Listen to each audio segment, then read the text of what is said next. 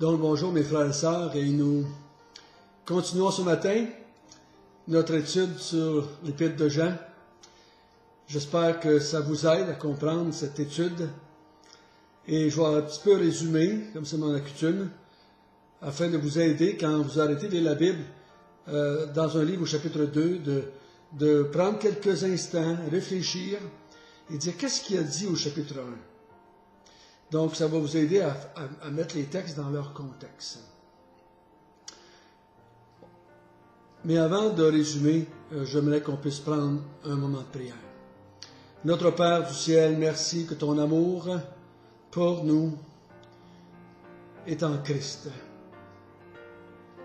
Tu nous aimes à cause de ce qu'il est et à cause de ce qu'il a fait pour ton nom et pour ta gloire. Tu ne nous aimes pas à cause de ce que nous avons fait ou à cause de ce que nous ferons, mais tu nous aimes parce que tu as mis ton amour, ta vérité, ton esprit, ton Fils en nous. Et à cause de cela, tu nous aimes d'un amour infini. Et en retour, Seigneur, nous t'aimons aussi. Nous t'aimons et cet amour que tu as mis en nous nous pousse à vouloir te servir gracieusement, volontairement, nous pousse à vouloir te glorifier et t'adorer, nous pousse à proclamer ton nom autour de nous. Donc encore cet après-midi, en cette journée, je veux dire, nous voulons s'arrêter et méditer sur un texte de l'Épître de Jean, afin de bien comprendre ce que tu veux pour nous dans ce monde. Au nom de Jésus, Amen. Donc, je résume. On a vu en premier tout que notre ami Jean nous a fait entrer dans l'Épître de Jean en nous présentant la vie éternelle qui est en Jésus-Christ et qu'il désire qu'on soit en communion les uns avec les autres et avec le Père et le Fils. Il n'y a pas de communion possible entre nous et Dieu si le Fils n'est pas en nous. Et le Fils, nous devons y croire comme il s'est présenté. Jésus a dit un jour, si vous ne croyez pas qui je suis, vous mourrez dans vos péchés. Donc il est important de bien comprendre qui il est et d'accepter tout ce qu'il a révélé à son sujet. Ensuite de ça, il dit, ceux qui nous marchons dans la lumière. Il y a des gens dans l'Église, dans ce groupe de chrétiens-là, qui disaient qu'ils étaient dans la lumière, qui étaient en la lumière, qui étaient dans la lumière, mais ils marchaient dans les ténèbres. Il dit, vous êtes des menteurs, parce que celui qui est dans la lumière marche dans la lumière. Et on a vu aussi que ceux qui marchent dans les ténèbres, ce n'est pas des gens, des chrétiens qui luttent avec le péché et qui tombent. C'est des gens qui comptent des mensonges par rapport à Jésus-Christ. Oui, ça va découler dans toutes sortes de péchés. Mais je crois que les ténèbres ici, c'est le contraire d'être dans la lumière. Ce n'est pas le contraire de l'obéissance, c'est le contraire d'être dans la lumière. Donc, d'être dans la lumière, c'est d'être en Dieu et en Christ. Donc, d'être dans les ténèbres, c'est être sans Dieu et sans Christ. Et ensuite, ça, on a vu que nous marchons comme Jésus. Jésus marche dans le monde en aimant les frères, et nous aimons les frères. Il a dit, comment peux-tu aimer Dieu si tu n'aimes pas le Fils, si tu n'aimes pas le Père? Si tu aimes les enfants de Dieu, tu aimes le Fils et tu aimes le Père. Et aujourd'hui, nous allons regarder un autre texte qui va nous emmener à voir que nous ne marchons pas dans le monde, ou nous n'aimons pas le monde. Nous allons lire à partir du verset 12, si vous voulez bien, jusqu'au verset 19.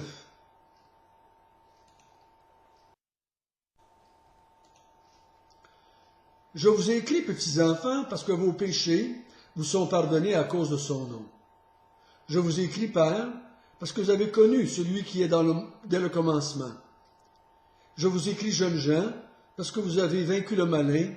Je vous écris, petits enfants, parce que vous avez connu le Père. Je vous écris, Père, parce que vous avez connu celui qui est dès le commencement. Et je vous écris, jeunes gens, parce que vous êtes forts et que la parole de Dieu demeure en vous et que vous avez vaincu le malin. N'aimez pas le monde, ni les choses qui sont dans le monde. Si quelqu'un aime le monde, l'amour du Père n'est point en lui. Car tout ce qui est dans le monde, la convoitise de la chair, la convoitise des yeux, l'orgueil de la vie, ne vient point du Père, mais vient du monde. Et le monde passe, et sa convoitise aussi. Mais celui qui fait la volonté de Dieu demeure éternellement. Petits enfants, c'est la dernière heure, et comme vous avez appris qu'un antéchrist vient, il y a maintenant plusieurs antéchrists. Par là, nous connaissons que c'est la dernière heure. Ils sont sortis du milieu de nous, mais ils n'étaient pas des nôtres, car s'ils avaient été des nôtres, ils seraient demeurés avec nous. C'est à cela, et cela est arrivé, afin qu'il soit manifeste que tous ne sont pas des nôtres.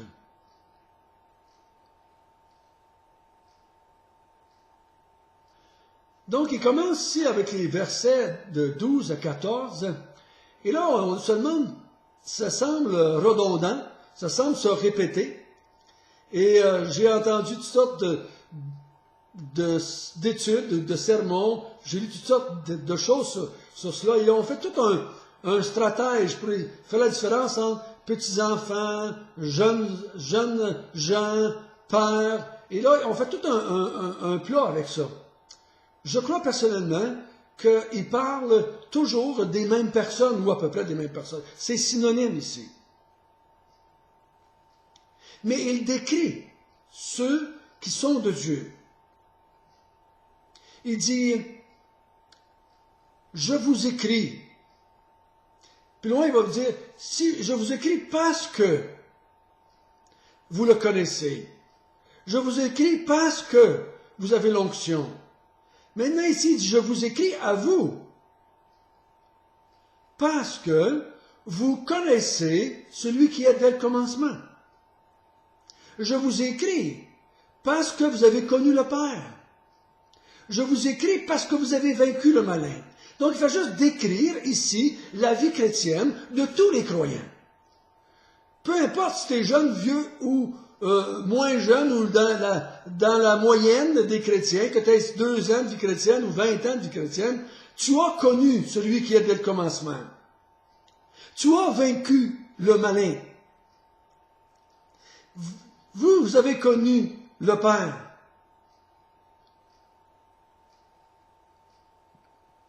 Et il répète au verset 14, vous êtes forts, et la parole de Dieu demeure en vous. Et vous avez vaincu le malin. Donc, il est juste en train de décrire, je crois, l'ensemble des croyants en employant des termes que tout le monde connaît, jeunes gens, petits-enfants, pères. Il dit, tous vous autres, là, peu importe qui vous êtes, comment se fait-il que vous êtes dans le Seigneur? Parce que je peux dire à un vieux, tu as vaincu le malin.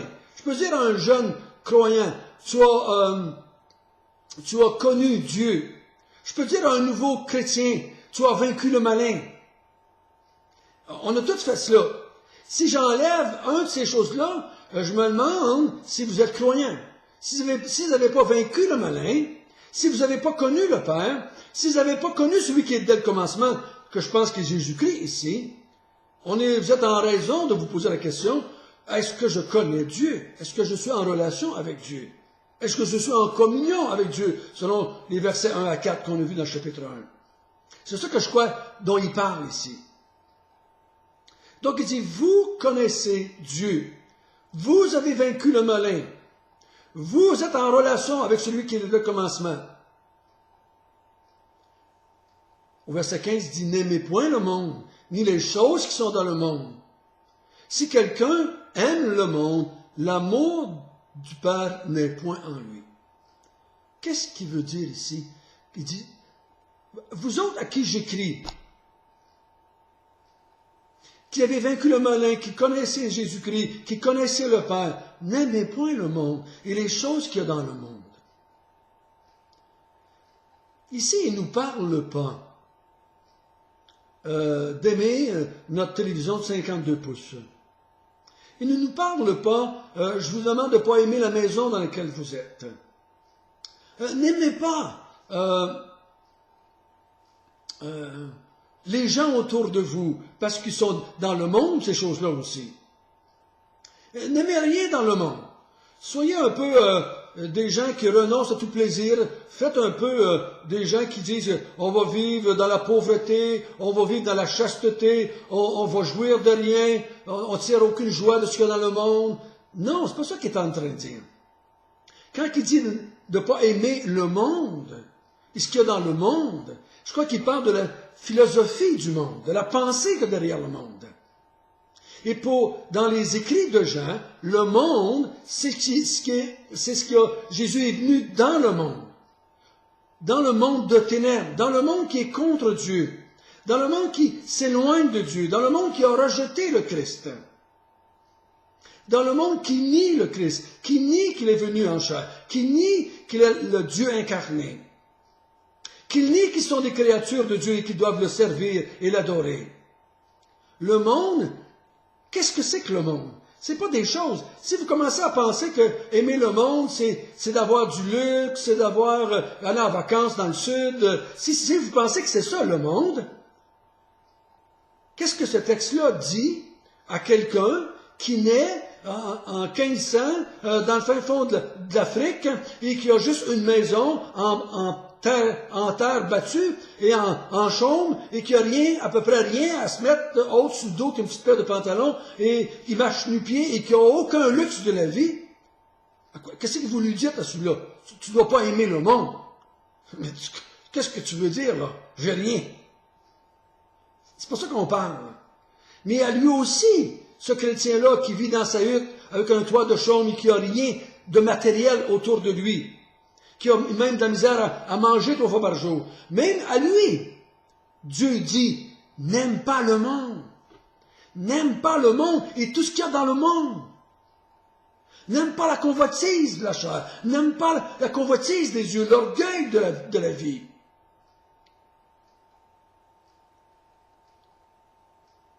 Ça vient pas de Dieu, ces choses-là. Mais ça vient du monde. Je crois qu'on peut apprécier ce que Dieu nous donne, ce que nous avons pour vivre. On peut se réjouir de ce que nous avons.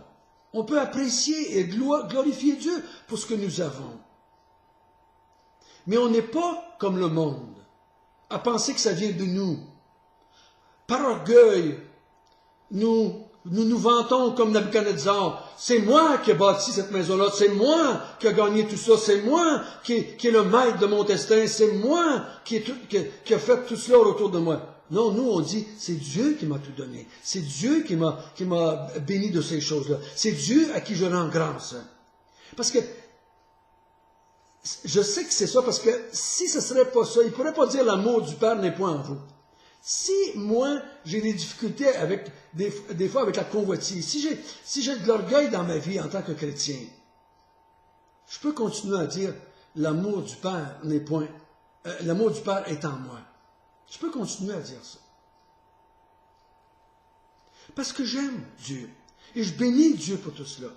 Et quand je vois de la convoitise ou de l'orgueil, par la grâce de Dieu, il me le montre et je confesse. Et je demande la grâce de Dieu de lui donner la gloire qui lui est due. Donc il dit, n'aimez pas les choses du monde. Parce qu'il dit au verset 17, les choses du monde passent. C'est temporaire. Tout ce que dans le monde va passer. Tout cet orgueil de l'homme de se rebeller contre son Dieu et de vouloir prendre autorité sur Dieu et même de vouloir manipuler Dieu et même de vouloir utiliser Dieu pour ses fins. Il dit tout ça, ça va passer. Mais celui qui fait la volonté de Dieu demeure éternellement. Et faire la volonté de Dieu ici, je crois personnellement, c'est de rester accroché à la vie éternelle qui est en Jésus-Christ. C'est de continuer à croire ce qui a été annoncé dès le commencement. Faire de la volonté de Dieu, c'est de recevoir Jésus-Christ. On va le voir un peu plus loin. Faire la volonté de Dieu, c'est de recevoir celui que Dieu envoie dans la repentance et dans la foi. C'est lui donner toute la gloire qui lui revient.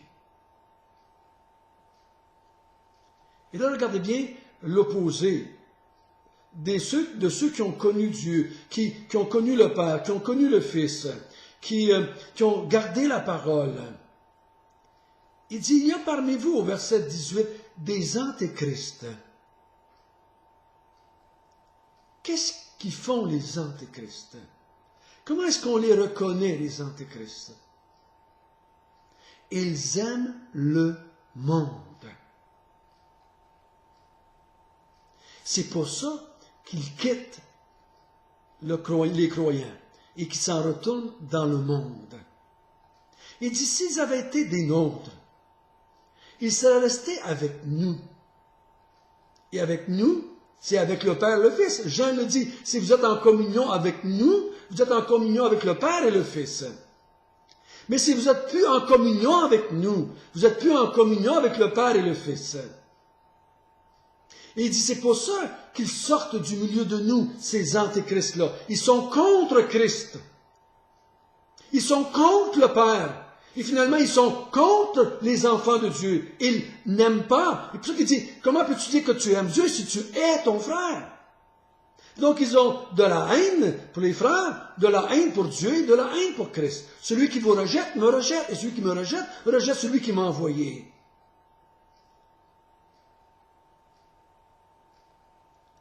Il dit, pourquoi est-ce qu'ils nous ont quittés? C'est parce qu'ils n'étaient pas des nôtres.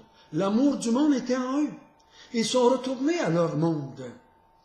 Et ainsi, au verset 19, il dit, il est manifeste qu'ils n'étaient pas des nôtres. Il faut toujours garder ça dans notre esprit, frères et sœurs. Ici, Jean compare ceux qui ont gardé la parole, ceux qui ont connu le Père, ceux qui ont connu le Fils, ceux qui ont vaincu le malin et qui n'aiment pas le monde. Ça ne veut pas dire qu'ils n'ont pas de péché, mais ce qu'ils aiment par-dessus tout, c'est Dieu. Et le monde et toute sa philosophie, c'est ça qu'ils ont rejeté. C'est ça que nous avons rejeté.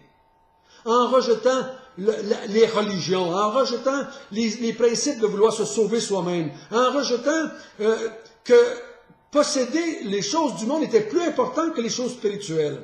On a rejeté le fait de vouloir utiliser Dieu pour arriver à nos fins, pour posséder. Combien j'entends des gens dans les religions du monde? Ils utilisent Dieu pour devenir prospères et d'être en santé et de vaincre leurs difficultés dans la vie. Parce que c'est ça qui est le péché, je dirais. De vouloir utiliser Dieu à nos fins. Nous, on aime Dieu. Et dans sa grâce, on veut utiliser ce qu'il y a dans ce monde pour le glorifier. Et non pas l'utiliser lui pour avoir les choses de ce monde. Vous comprenez la différence? Nous n'aimons pas le monde. Nous aimons Dieu. Nous avons vaincu le malin. Nous avons connu Jésus-Christ. Nous avons connu le Père. Nous gardons la parole du Père. Et nous aimons les frères. Notre Père du ciel, merci de ton amour que tu as mis en nous. Et cet amour-là est tellement grand et tellement fort qu'elle nous donne la grâce de ne pas aimer le monde. Et Seigneur, donne-nous du discernement. Donne-nous de voir la différence entre d'apprécier ce que tu nous donnes et de convoiter le monde, dans le sens de convoiter d'être nos propres maîtres, être nos propres dieux. Donne-nous la grâce de discerner quand nous voulons t'utiliser toi pour obtenir les choses de ce monde. Mais donne-nous plutôt la grâce d'utiliser tout ce qu'il y a dans ce monde pour te glorifier toi notre Créateur et notre Sauveur. Au nom de Jésus, Amen.